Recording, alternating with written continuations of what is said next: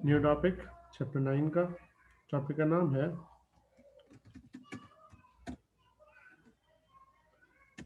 Strain. लिखा नहीं होगा। टॉपिक है स्ट्रेन। पढ़ते हैं स्ट्रेन क्या होता है, देख लेते हैं।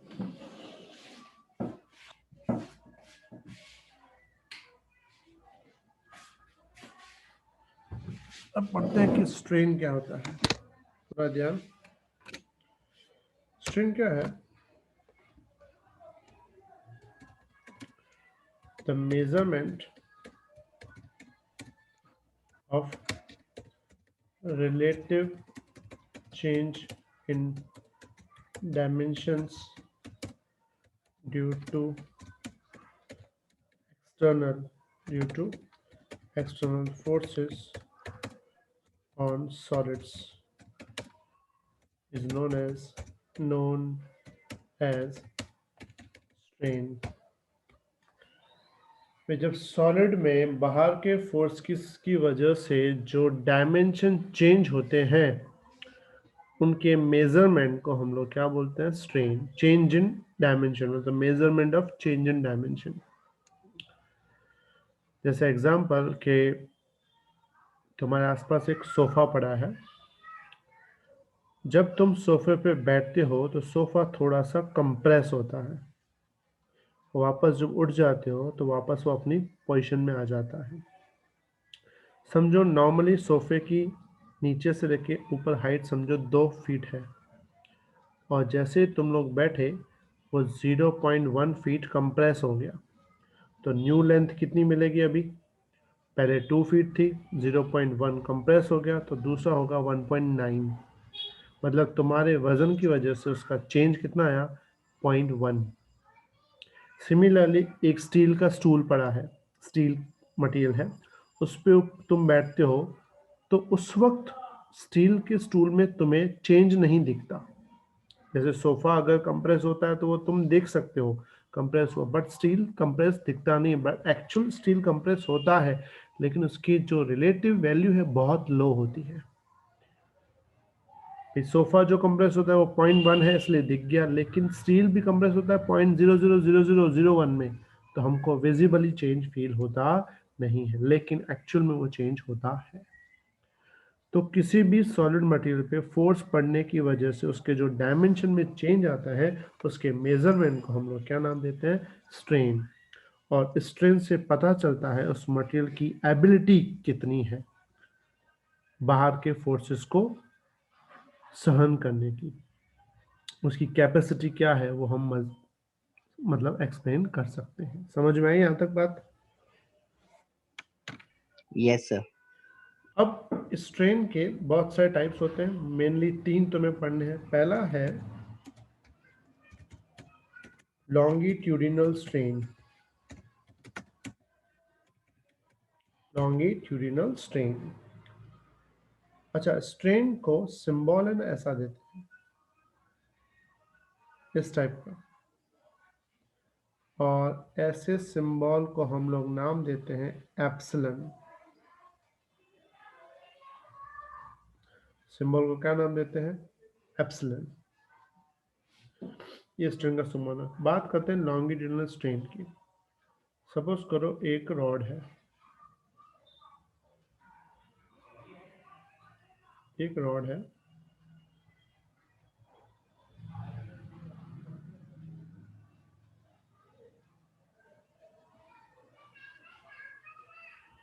ठीक है।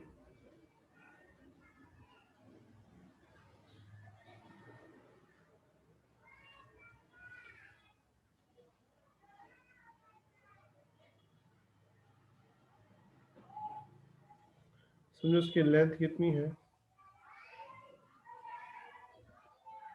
L। ठीक है। अब सपोज करो इसको हम बाहर से फोर्स लगाते हैं बाहर की तरफ, या कंप्रेस करते हैं अंदर की तरफ।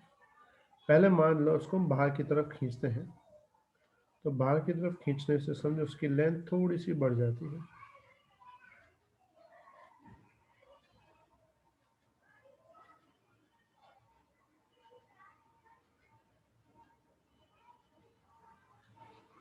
या समझो इसको हम कंप्रेस करते हैं, बाहर से अंदर की तरफ फोर्स लगाते हैं, समझो वो लेंथ थोड़ी कम हो जाती है।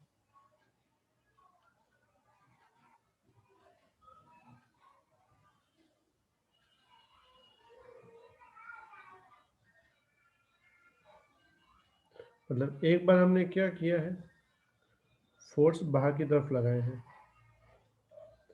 और दूसरे सिचुएशन में फोर्स अंदर की तरफ लगाए हैं। तो पहली बार जब बात हुई तो पहली बार क्या होगा, लेंथ थोड़ी इंक्रीज, दूसरी बार लेंथ थोड़ी डिक्रीज। समझो पहले जो लेंथ है वो हो गई L प्लस डेल्टा एल और दूसरी बार हो गई L माइनस डेल्टा एल। मतलब दोनों बार चेंज कितना आया, डेल्टा एल, एक बार इंक्रीज में एक बार डिक्रीज में। जो इंक्रीजिंग है इसे नाम देते हैं टेंसाइल और जो डिक्रीज है उसे नाम देते हैं हम कंप्रेसिव, मतलब कंप्रेस हुआ वन टाइप ऑफ।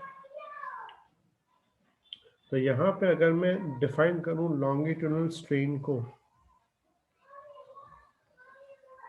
तो longitudinal strain is equal to क्या होता है, change in length divide bye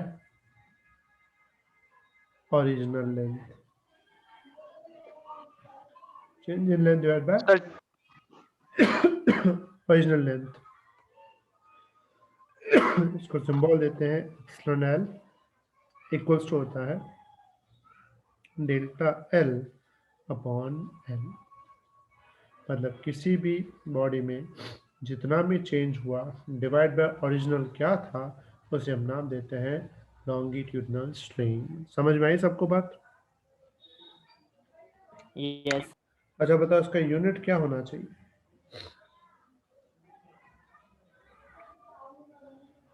क्या होना चाहिए यूनिट? यूनिटलेस। डायमेंशनलेस। तो हम क्या बोलेंगे, it is dimension less quantity. क्यों डायमेंशन लेस? क्योंकि ऊपर और नीचे सेम चीजें हैं। किसी को डाउट यहाँ तक? तो सर मीटर मीटर कट हो जाएगा ऐसा? हाँ बेटा, मीटर मीटर कैंसिल हो जाएगा। क्लियर? तो ये था तुम्हारा कौन सा स्ट्रेन, लॉन्गिट्यूडनल। जो सेकंड नंबर है वो है वॉल्यूम स्ट्रेन। जब हम समझो एक पर्टिकुलर बॉडी है, सर ये कंप्रेसिव कैसे होगा वो समझ नहीं आया। लॉन्गिट्यूड में कंप्रेस कैसे करेंगे फिर? फोर्स दिया दोनों साइड से अंदर दोनों की, साइड से। और इसमें दोनों साइड से क्या किया था, बाहर लिया था, खींचा था तो टेंसाइल, अंदर दबाएंगे तो कंप्रेसिव। ठीक है, जो सोफे पे तुम बैठे हैं वो कंप्रेसिव था। ठीक है, यस सर। अब समझो एक बॉडी है, उस बॉडी को हम लोग फोर्स लगा रहे हैं सारे डायरेक्शन से।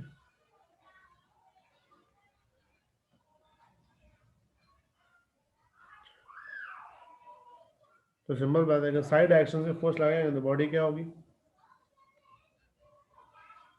कंप्रेस होने लगेगी। कंप्रेस कितना होगी वो डिपेंड करती है बॉडी की कैपेसिटी पे। When we apply force on a body from all directions, then it may compress by volume.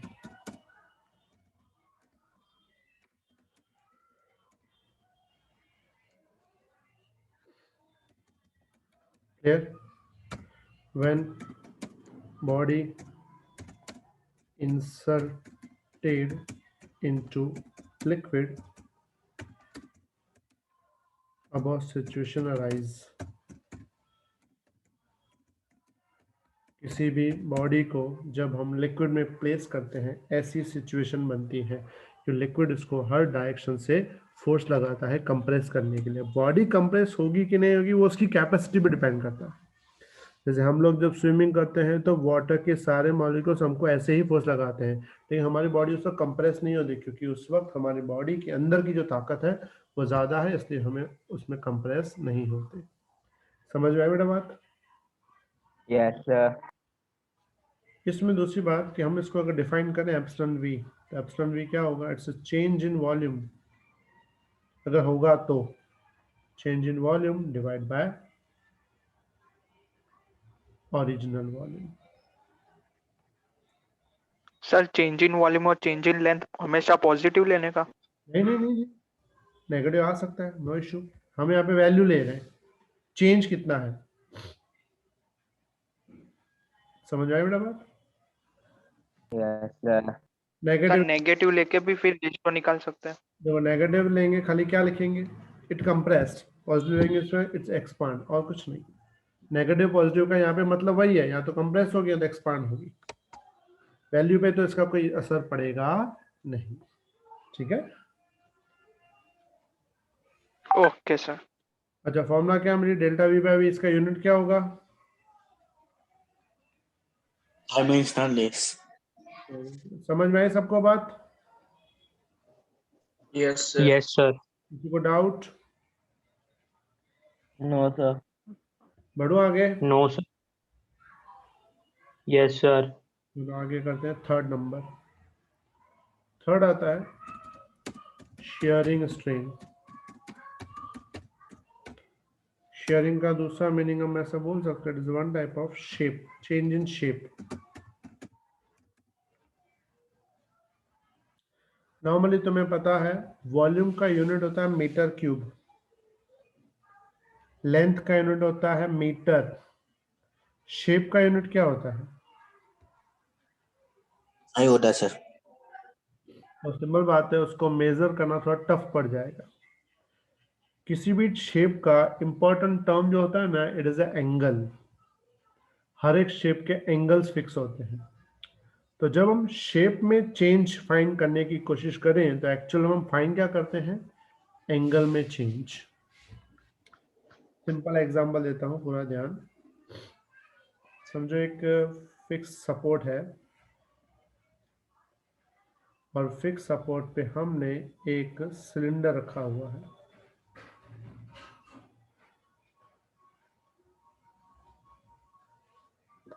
और सिलेंडर जो है वो नीचे से फिक्स्ड है, पाइवोटेड है।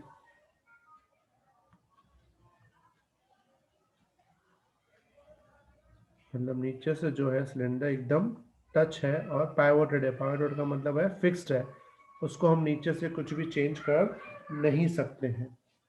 इसकी लेंथ मान लो L है। लेंथ बोलो या हाइट बोलो, कितना है? L। अब सपोज करो हम लोग ऊपर से एकदम यहां से एक फोर्स लगा रहे हैं, इस तरफ F फोर्स लगा रहे हैं। अब जैसे इसको जोर से फोर्स देंगे F, नीचे से तो वो पाइवोटेड है, मतलब नीचे से तो वो हिल नहीं सकता। तो कहां से हिलेगा? ऊपर से। अगर ऊपर से हिलेगा तो उसका जो सिस्टम होगा वो इस टाइप से चेंज होगा। थोड़ी देर के बाद सिलेंडर ऐसा हो जाएगा।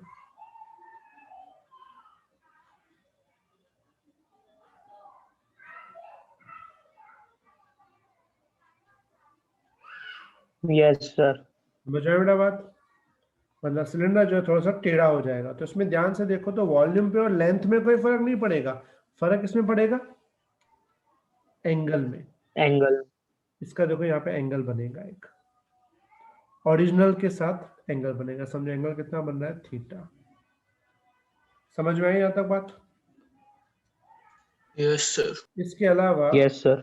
ये ऊपर से भी चेंज होगा यहाँ से यहाँ तक। और समझो इसका चेंज है x, ये वाला चेंज। समझ आई बात? कितना चेंज है? x। x कहां से कहां तक? यहां से यहां तक। तो इसमें tan थीटा क्या आएगा?